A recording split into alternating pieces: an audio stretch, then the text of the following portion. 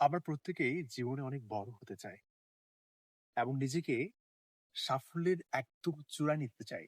নিজেকে একটা জায়গায় রাখতে চাই। আমরা জীবনে যদি বড় হতে চাই, কোন জায়গায় নিজেকে রাখতে চাই, তাহলে সেটার জন্য আমাদের কিন্তু অবশ্যই পরিশ্রম করা দরকার, কাজ করা দরকার। কিন্তু দেখা যায় আমরা কাজ করতে গেলে সেই স্ট্রেংথ টা আমরা পাই না। আমরা ফিল করছি লেজি হয়ে যাচ্ছি বা ১ম এ আমাদের যেমন নিজের ভেতরে একটা স্ট্যামিনা ছিল, একটা স্ট্রেংথ কাজ করত, সেটা কাজ করছে না।